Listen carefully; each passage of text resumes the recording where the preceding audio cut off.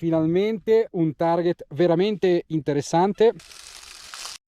Ragazzi, buongiorno. Abbiamo già sulle gambe ben 2 ore e mezza di camminata per raggiungere il Corno Battisti. Ci troviamo infatti alle falde della parete del medesimo monte. Fu una zona molto importante di assalto da parte delle nostre truppe nel 1916, luogo di cattura dei due irredentisti Battisti e Filzi, i quali organizzarono l'assalto in 2 tentativi, il primo fallito e il secondo invece fu un successo. È una zona molto impervia, non facilissima da raggiungere e soprattutto poco turistica, quindi speriamo di trovare materiale interessante. Primo segnale, un bel bicchierone di un 100 austro-ungarico, bei grosso.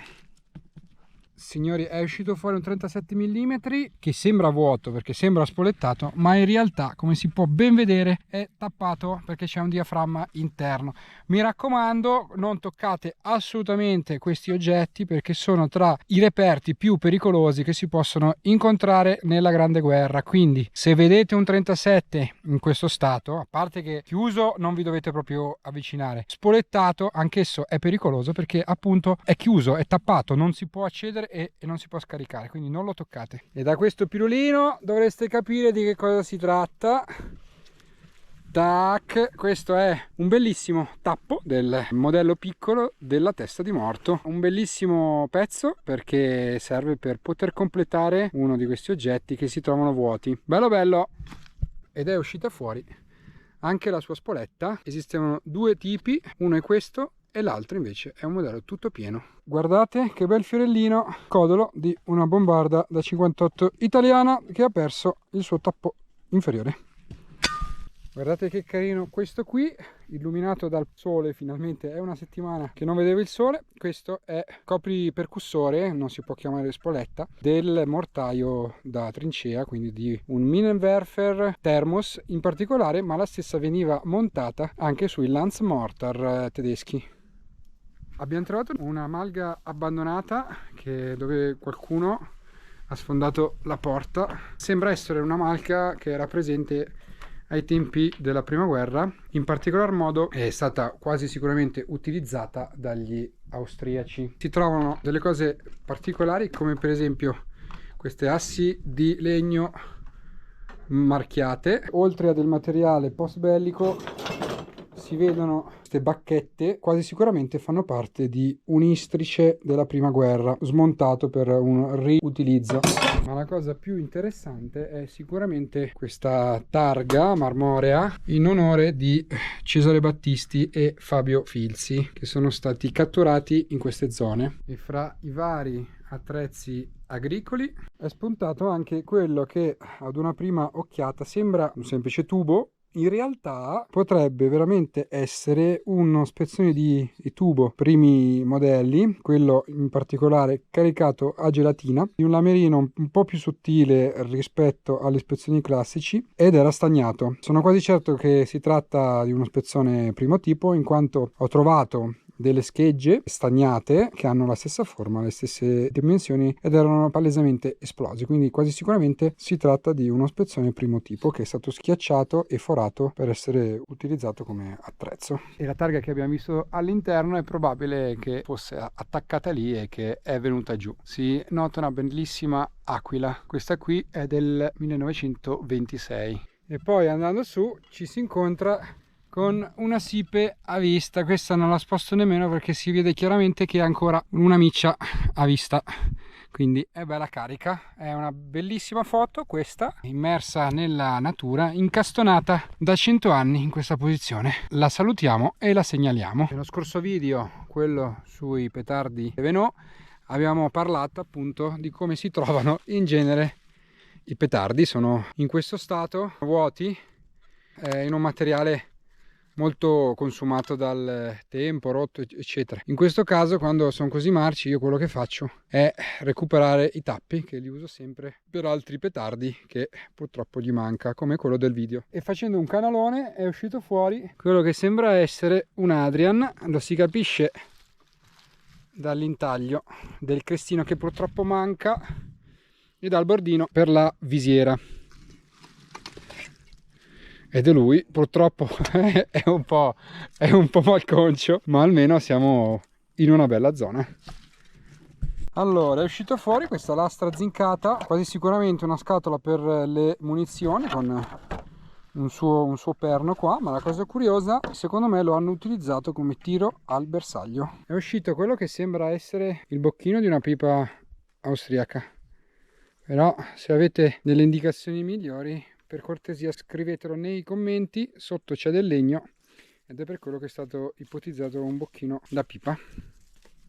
Questo mi sembra proprio una cassa di cottura crivellato da proiettili, come si può vedere, foro di entrata e foro di uscita molto più grande. Ipotizzo sia una cassa di cottura per conservare il cibo, in quanto ha un doppio strato per la coibentazione, per non disperdere il calore, e qua ha il suo meccanismo di chiusura.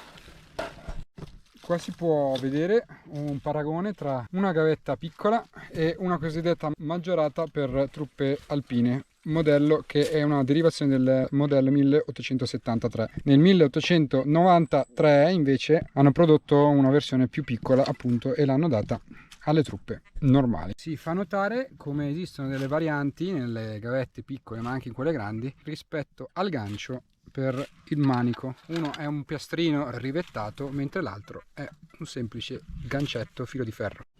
È uscita fuori la suola chiodata di uno dei nostri soldati. Questi sono i tipici chiodi che servivano per fare attrito e non scivolare. La nostra piccola avventura ha poi proseguito all'interno della via attrezzata che passa dentro il Corno Battisti, dove sono presenti le tracce del passaggio del Regio Esercito fino ad arrivare in cima. Dal Corno c'è una vista spettacolare sul massiccio del Pasubio, sulla Vallarsa e sul Monte Zugna. E qualche gentile escursionista ci ha lasciato e regalato una bellissima sicura di un petardo Thévenot. Questa è molto difficile da trovare perché il metal quasi praticamente non riesce a farla suonare. Una buona fortuna. Sulla saletta Battisti sono presenti due lapidi che ricordano i due irredentisti, e a quanto pare qualcuno non ha ancora fatto pace con la storia. Ma tenetevi forte, perché dopo aver incontrato diversi stambecchi mi sono recato in una zona nuova, segreta, mai battuta, e ho trovato una cosa incredibile. È stato trovato quello che sembra essere una discarica di Minucciani. Si parla di discarica e non di deposito, in quanto tutte le Minucciani dalla prima all'ultima sono tutte quante scariche e sono tutte quante prive del tappo in ottone, quindi è ipotizzabile una discarica fatta dai recuperanti della prima ora, i veri recuperanti in cerca di ottone, che sono andati con una piccozza o un qualche cosa per fare leva e tirare via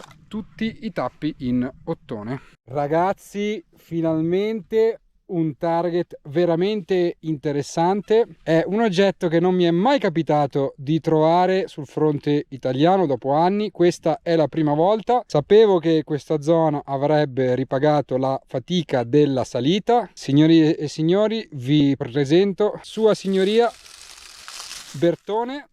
Trattasi di un raro modello di granata da fucile. Sulla falsariga della Vivien Bessières aveva il suo tromboncino e veniva montato sul carcano. È un modello, ripeto, abbastanza raro, non è facile trovarlo sul fronte. Purtroppo la gioia è solo parziale perché deve rimanere qua in quanto è palesemente carica, quindi eviterò anche di spostarla, ma la gioia mia deriva non tanto da possedere gli oggetti quanto più da trovarli e di poter dire l'ho trovata. Finalmente abbiamo trovato un oggetto interessante. Signori, si è fatta una certa, sono sulla strada del ritorno, avrò ancora un'oretta e mezza per scendere, ma con la frontale non ci devono essere problemi. Ho trovato una sorpresina, dopo ve la faccio vedere. Ragazzi, ribuongiorno, ci ritroviamo a dover effettuare un finale di un video con un po' più di luce, con un po' più di sole, anzi oggi il sole ci bacia pure in faccia perché siamo belli. Volevo farvi vedere, prima di salutarvi, una sorpresa, uno degli ultimi segnali che ho scavato. Ormai avevo messo via tutto quanto, anche a telecamera, sai, proprio gli ultimi segnali che sta facendo buio e allora sai che devi andare via e e scavi come un matto. Ho trovato un qualche cosa che è inerente al ritrovamento eccezionale di questo giorno di scavo, inerente ovviamente alla nostra Bertone. È l'anima interna con il tappo della Bertone. verosimilmente ciò che rimane di una Bertone dopo che è esplosa, quindi l'anima che non conteneva esplosivo. Possiamo osservare il suo tappo di trasporto con 2 scassi per essere aperto e svitato. Possiamo osservare un fondello con una scanalatura che serve ad accogliere il corpo della BAM e possiamo osservare un anello in piombo che serve a non far entrare la umidità all'interno. Vi faccio notare infine quanto è piccolino il buco nel quale deve entrare la palla del Carcano 91. È veramente piccolo ed è esattamente il calibro della ogiva che viene sparata dai fucili italiani. Qualcuno dall'alto ha guardato giù e ha voluto che mi portassi a casa un ricordo della Bertone che ho trovato. Signori, questo video finisce qui, come finisce la serie dedicata alla Vallarsa. Sono strafelice, ho trovato dei reperti importantissimi, alcuni di essi non mi era mai capitato di trovarli in vita mia. Come vi ho già detto, io ho più la passione per trovare che per possedere, quindi sono strafelice e capisco di aver fatto una bellissima settimana quando mi arriva una notifica come questa. Daniel Fa Cose tornerà presto a scavare. Signori, ci vediamo alla prossima.